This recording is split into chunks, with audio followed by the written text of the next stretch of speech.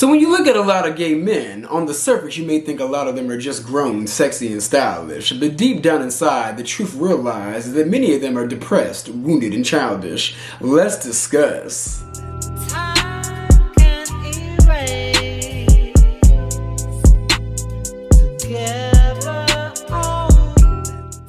What's up, y'all? It's your boy Lauren Hill here. I hope you all are staying cool, calm, and collected out there.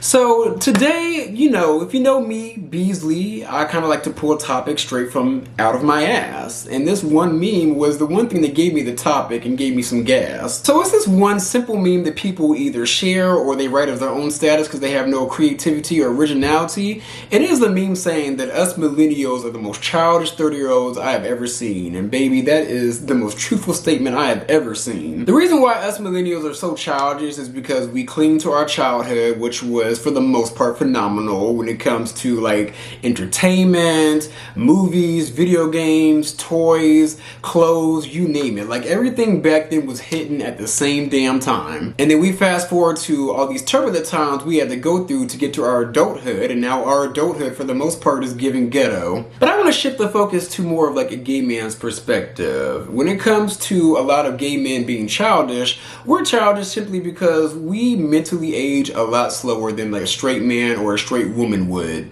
For example, straight men and straight women for the most part got to experience like a full circle of life before they even enter their adult life when it comes to like dating, when it comes to like really knowing who you are and being able to identify with who you are and be able to stand firm with who you are as a straight person.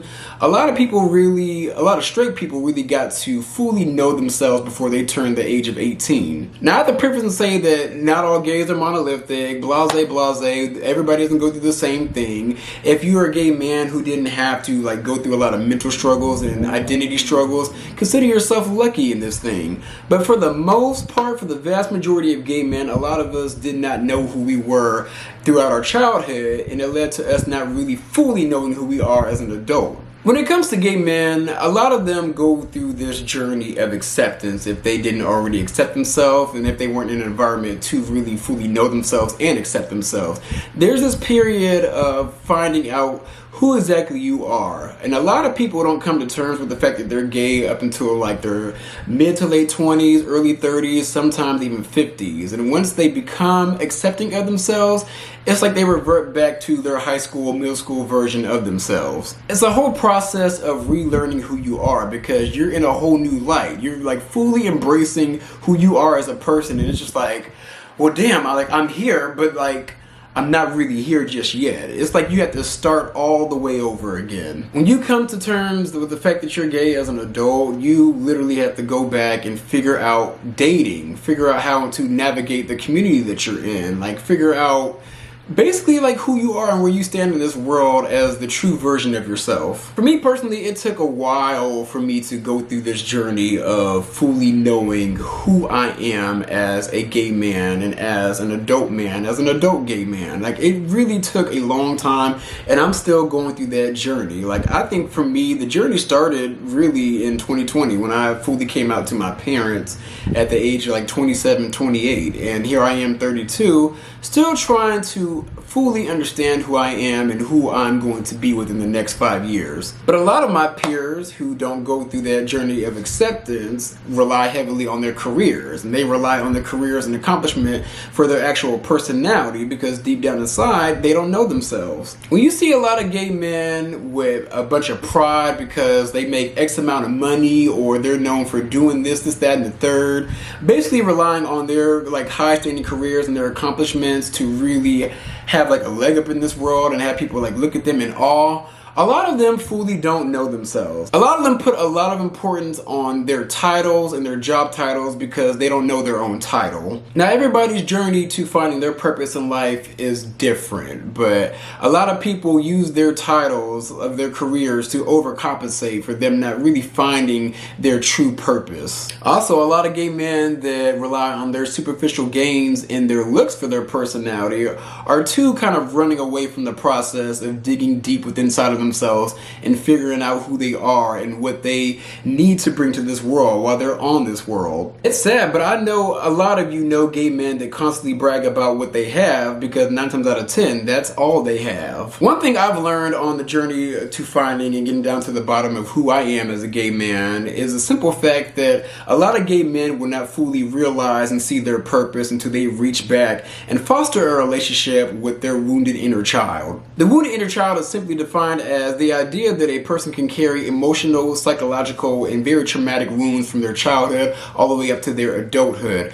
A lot of people can spot it and realize it, but a lot of people don't actually realize it, and I'm one of them. For the longest, I did not realize that I wasn't going to move further in life until I reached back into my past life. The wounded inner child can be caused by bullying, the environment that you're in, people really like putting you down throughout your whole entire life, especially during your childhood, perfectionism, and also hiding your true identity, which are all traits that gay men for the most part go through. And I can honestly speak from my own experience, you guys. Like growing up, your boy was treated bad. Just bad. Like it was given like precious bad, like the gay version. Like I was fat, black, ugly, and gay, and I used to get my ass wore out every single day. I would get it at school, I would get it at home, I would get it at funerals, I would get it at like practice, like you name it. It's like I couldn't go anywhere without being put down by somebody. It's like no matter what I did growing up, I just did not have an outlet, and I kind of shrunk inside. Like I legit, it was to a point where I would just kind of just hide and try to be quiet so that nobody would like clock me and nobody would basically like make fun of me. Like I truly felt, I think the most alone I've ever felt was in middle school. Like that was the biggest brunt of it, like all 3 years. And that kind of developed me having like suicidal thoughts.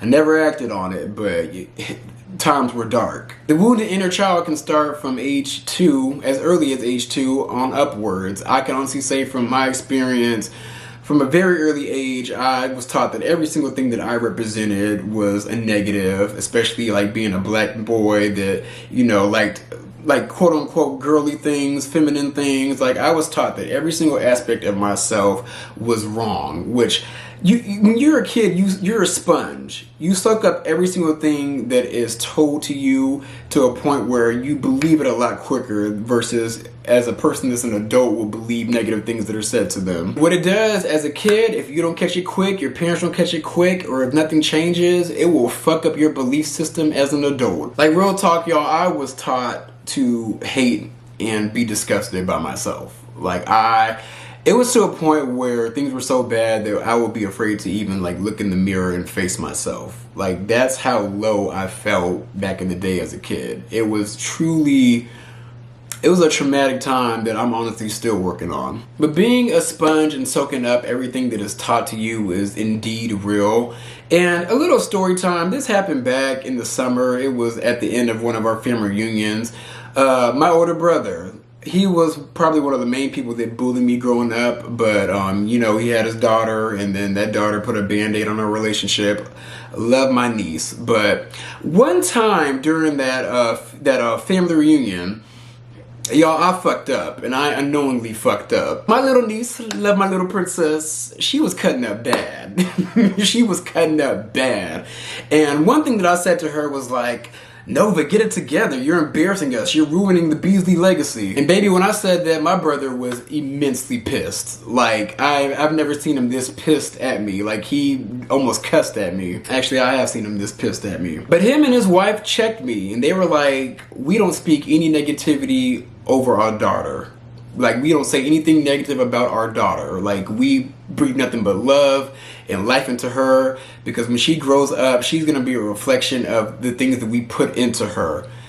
And I had to take a step back. I was pissed because I'm just like, okay, you used to treat me like shit back in the day and all that, but at the same time, I was like, wait a minute, I'm fucked up.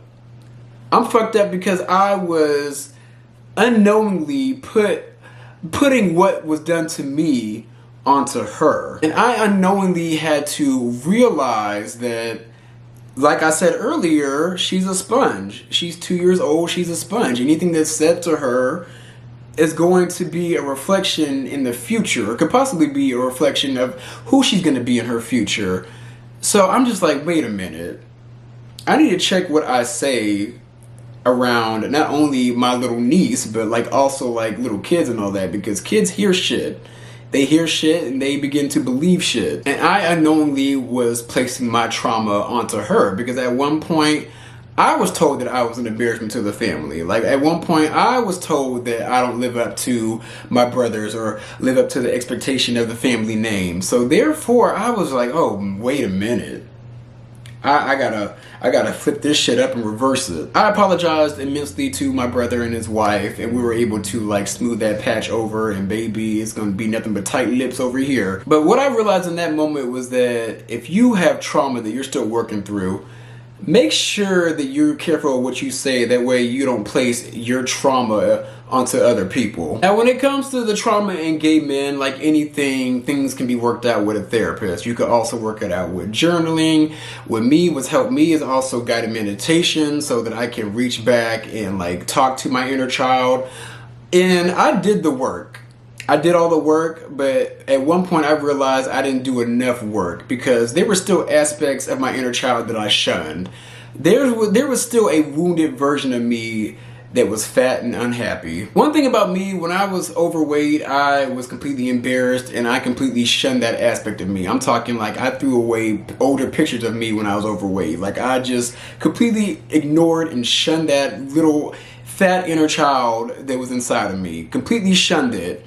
And then I came to a realization like a few months ago that, wait a minute, I need to foster a relationship with that version of me. So with gay men, a lot of them are afraid to go back to that past version of themselves and really have a conversation with that version of themselves. That's mainly because it represents a traumatic time. It represents when they weren't the dime. It represents when they weren't on the line. It represents a time where they weren't that rich, fabulous bitch that they are today, or what they portray to be today. And with gay men, ego is the main thing that gets in the way. A lot of them had to kind of like constantly hype themselves up and really hype up their character, be larger than life, so it can literally divert away from their insecurities and the fact that they don't fully know themselves. But with any process, feeding your inner child, there's also some fun in it too. Another way to feed your inner child and nurture a relationship is going back to revisit things that you loved as an inner child. For example,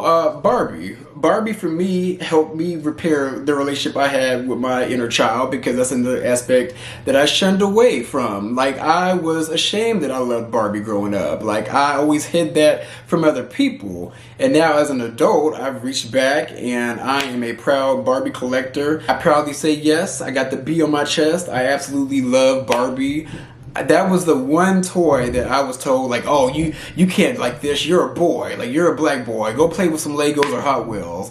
I like those too, but baby, Barbie was always tried and true. I absolutely love it. I'm a collector, you name it, and I'm not ashamed to say that. Even with some of my other gay friends, a lot of them, like one of them, for example, loves Mickey Mouse, has Mickey Mouse all around the house. So you going back to stuff that you liked as a kid can also help really foster a relationship with your inner child. Especially with the fact that a lot of these brands today would collabs from toys that we loved back in the day are making money off of our inner child. But overall, I feel like a lot of gay men have to really look at themselves in the mirror and really ask if you know yourself. And I personally feel like if they just remove the ego and really just take a good hard look of who they are outside of their career, I feel like it would lead to a better community of us who aren't always trying to compete with each other. Moral of the story is you need to hone in and really nurture a relationship with your past self so that your true purpose can finally reveal itself. But yeah, let me know what you guys think about this topic. I know it was pretty random, but it was something that I just wanted to talk about.